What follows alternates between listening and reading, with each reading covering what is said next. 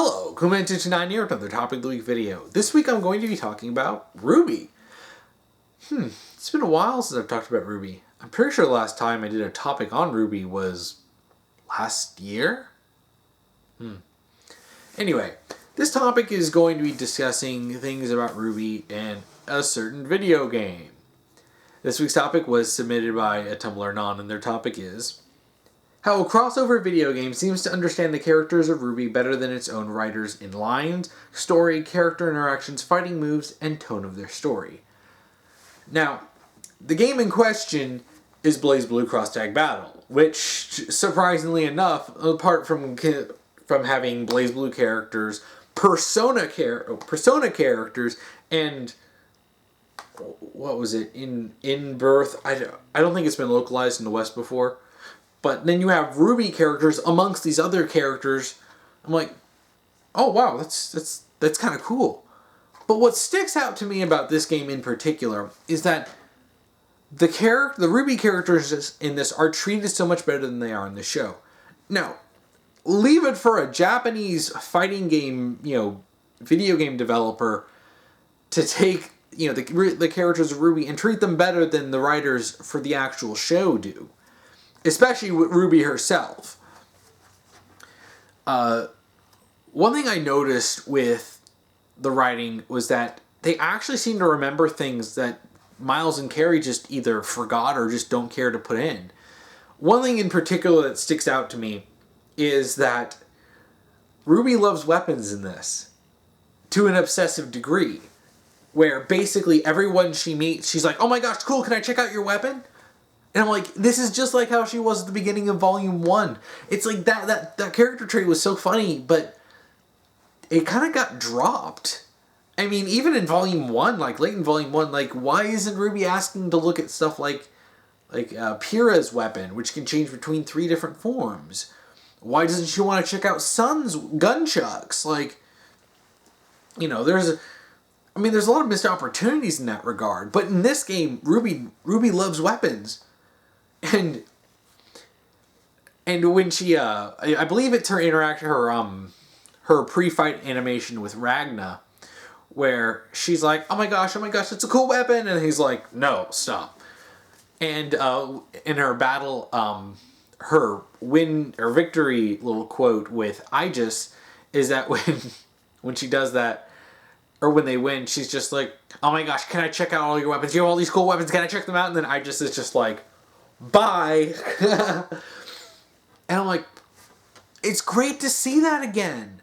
I mean, and even Blake, when her pre-fight animation features her with a book, and she closes it, I'm like, yeah, Blake really liked books in the beginning of the show. He didn't really do a whole lot with that. Especially since that was a shared interest of her and RWBY. Whatever. But it's so interesting to see, especially with the lines these characters do. It's really funny because there was a character named Gordeau, I believe, and he's got this whole scythe thing, sort of a Grim Reaper kind of a feel. And I was just thinking, he kind of reminds me a bit of Crow. So I paired him and RWBY up, and in their victory, quote, she mentions her Uncle Crow. About him, I'm like, oh my gosh, he's actually a lot closer to what I imagine Crow would be like in the show rather than how he is, because I do have a lot of issues with that.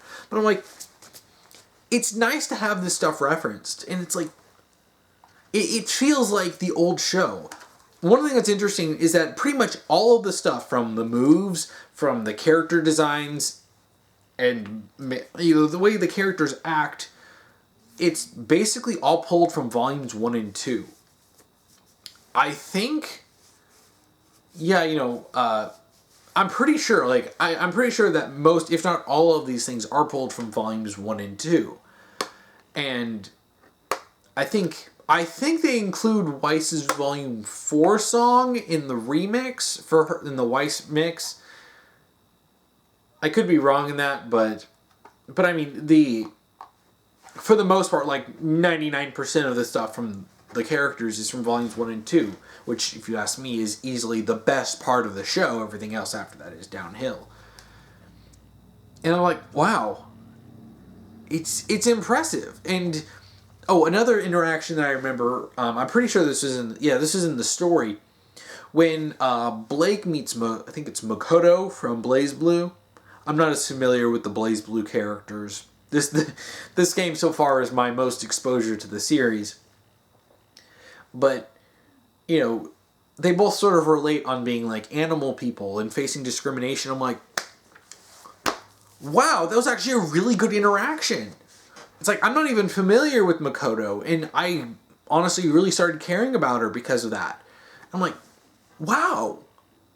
Like, these interactions are good. Like, especially for characters like Blake. Especially with Volume 4 onward. I don't really like these characters anymore. They're not who they used to be. RWBY is now just practically devoid of a personality. And honestly, she's only a designated main character at this point. They haven't given her anything really to do. And when they tried that in Volume 5, they just made it worse. But, because they really don't understand the actual issues with this. But, RWBY is obviously the main character of the RWBY section of the story. Or, I guess, the RWBY, like, campaign. And it was nice to see her going in and interacting. It's so weird. It's simple. It's not like this is super complex. It's not like there's a huge, epic, sprawling story. But the fact is that it's so weird because I like these characters again. I mean, this game actually reminded me of some of the reasons why I like these characters and why I liked RWBY in the first place. It's amazing that it took a crossover fighting game by Arc System Works to actually make that happen. The story is interesting because it's absolutely just a shameless crossover. It's like, here we have some sort of deity figure, whatever, eldritch god, who decides that it wants people to fight. So it's just picked people up from different dimensions, and it's like, okay, you're all fighting now. Okay. That's practically all the setup you get. I mean, there is a story. And there is, the save the world threat to, to do. But it's so funny that this feels so in line with what RWBY is. Or what RWBY used to be, I should say.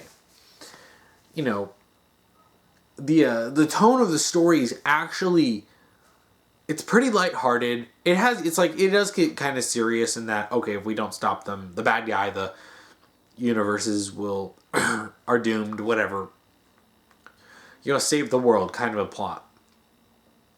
But it doesn't take itself too seriously, and there's a lot of lighthearted, goofy stuff. Particularly when you have characters trying to cook, like Noelle and Yukiko. Yukiko, no, you can't cook. But, and it's funny to see all these characters interact. Some of these characters are, have really funny interactions. Some of them have some heartfelt ones. I know there's a one at the end. Was it? I don't remember which campaign it was, but I believe at the end of one, I think Ragna was teaming up with RWBY. And then when Yang comes back, because unfortunately Yang and Blake were DLC, so they didn't factor much into the story. But then Yang thanks him for taking care of her little sister. I'm like, oh, yeah. And you have lines about her and her sis. I'm like, wow, and it's so weird. This is small stuff. This isn't ultra impressive stuff. But it's the fact that they're doing more for these characters than the actual show does. It boggles my mind that, I didn't really expect much from this other than, hey, I see the characters and they're the RWBY characters and they're in their their original Volume 1 designs. And it looks fun. But who would have thought that they'd actually comb through and actually get details that even the show fairly early on kind of forgot about. The fighting moves are also really good. a lot of them are references to, different parts of the show. Pretty much all of them, from what I can tell, being from volume 1 and 2. RWBY especially is interesting because she has her speed semblance and she uses it, and she can actually, using some of her command attacks, to zip around the screen using her semblance in conjunction with her the gun of her scythe, just like she does in the show. She doesn't really do it as much because I guess they're trying to retcon her semblance. I don't know. It's confusing, but it's like, no, it's in line with volumes 1 and 2. It's great. I like it. It's not like just RWBY turning into a pile of roses or whatever. It's it's actual speed, as Peter said in volume 1. But I also like is that one of her special attacks is the same move she does in the food fight against Team Juniper, where she runs so fast and she turns into this like red blob, and she creates this huge wave where it just crashes against the other wall of the dining hall and just slams Team Juniper against the wall. That's one of her special attacks. And her other special attack is, if I remember correctly, I believe it's from the Red trailer when she's fighting the Beowulfs and she's like spinning her side, just like bah, bah, bah, bah, like constantly firing it, just spinning it around and just chopping them up. She has that as one of her attacks. I'm like, that's great! I like this! Blake fights really great. I'm not really as good with Blake because the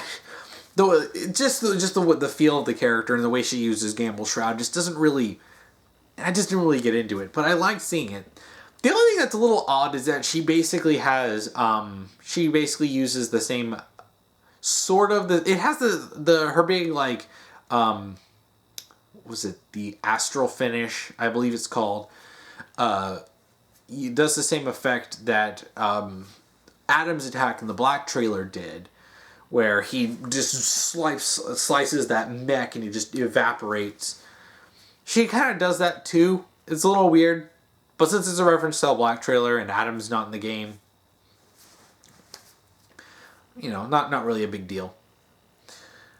I also liked the way... My favorite characters to play as, in terms of the RWBY, are definitely Yang and Ruby. Yang is really fun to play as, because she plays exactly like you would think.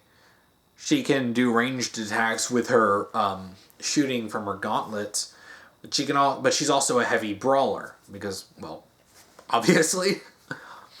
But, and it's really funny to see, like, the fact that they have named attacks and sometimes they'll just like scream out the name of the attack is such a goofy thing, but it works for the RWBY characters, because that's just something that could happen in RWBY, even though they don't like scream out their named attacks. Okay, like outside of the battle formations from Paint the Town, but it's just that goofy thing in a fighting game that just kind of works with the characters, because the RWBY characters aren't that serious, and even though they do talk about some serious stuff, it's it never takes itself too seriously, and that's one thing I always really liked about RWBY, was that it didn't take itself too seriously, unlike Volume 3 onward, where it ended up taking itself much too seriously without providing a good enough story for it. But seeing all of these moves and all of their attacks, and even with Weiss, if I remember correctly, I didn't play much of Weiss, but even then she uses her glyphs a lot with her attacks, and it's she can be kind of fun, but I just never really got the handle for her. If I remember correctly, I even believe that she can do the same move that she does against the White Fang Lieutenant in Volume 2, in the Volume 2 finale episodes, where she like creates all the different glyphs, and she's like zipping between them and attacking.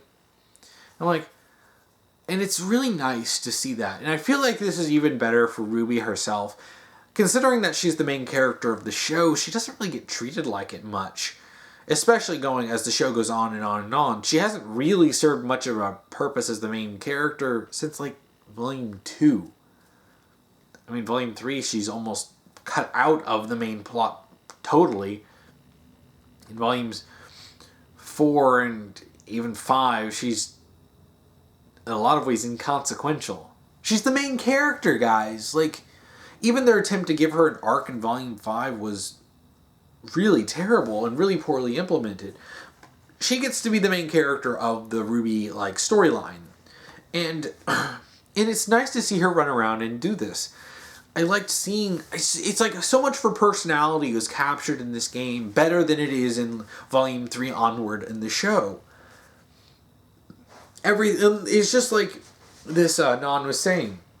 You know, the story, the way the characters' lines, the interactions that they have, you know, the fighting moves, even just the tone of the story, it fits RWBY. Like, RWBY was a very good fit for this crossover game.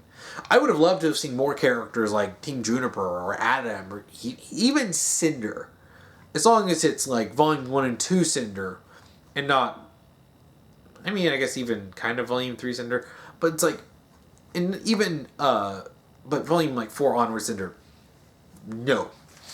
You know, it's like, you know, I mean, even the color swaps are far more respectful to the show than anything. Like, characters like Ren and Nora and Jean and Pyrrha aren't in the game. But all the members of Team RWBY do have a swap to the different colors. I believe RWBY has a Jean one, Weiss has a Pyrrha one, Blake has a Ren one, and Yang has a Nora one.